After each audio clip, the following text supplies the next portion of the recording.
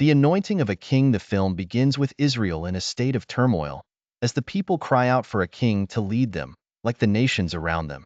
The prophet Samuel, a respected leader and judge, is troubled by their request, but God instructs him to anoint a king.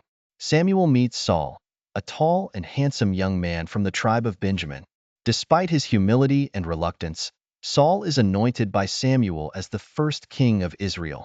The people rejoice, and Saul is filled with the Spirit of God, leading Israel to a great victory over the Ammonites. The rise of Saul's early reign is marked by success. He leads the Israelites in battles against their enemies, including the Philistines, and his popularity grows. However, Saul's character begins to show signs of weakness. He struggles with insecurity, often doubting his worthiness as king. This inner conflict leads to his first major mistake when he offers a sacrifice himself instead of waiting for Samuel, violating God's command. Samuel confronts Saul, warning him that his kingdom will not endure. Saul's decline begins as he becomes increasingly paranoid and unstable. He disobeys God again during a battle with the Amalekites by sparing their king and the best of their livestock against God's explicit instructions. Samuel delivers a devastating message. God has rejected Saul as king. This rejection fuels Saul's descent into madness. As David, a young shepherd who would later be anointed by Samuel, rises in favor due to his victory over Goliath and his successes in battle, Saul's jealousy and fear of losing his throne consume him. The pursuit of David. Saul becomes obsessed with killing David, whom he sees as a threat to his throne.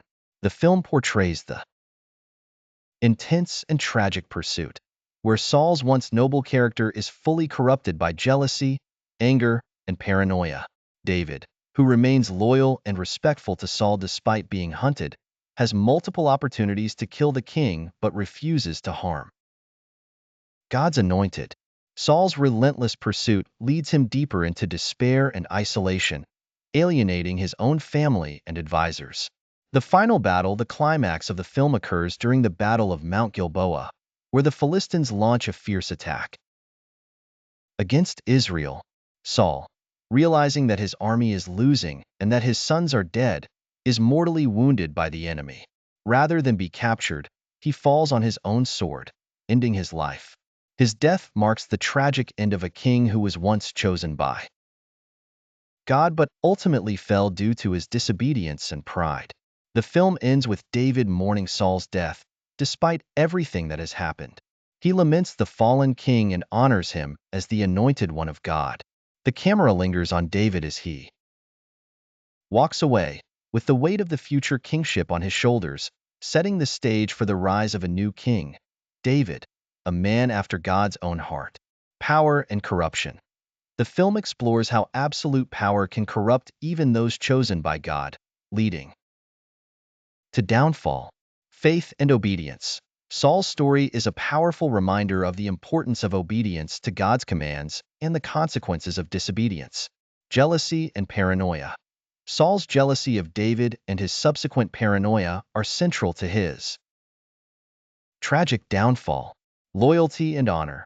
David's unwavering loyalty to Saul, despite being hunted, highlights themes of honor and respect for God's anointed. Visual style. The film would have a gritty, realistic visual style, capturing the harshness of the ancient world. The landscapes of Israel, from the battlefields to the wilderness where David hides, would be depicted with a mix of grandeur and desolation, reflecting Saul's internal turmoil.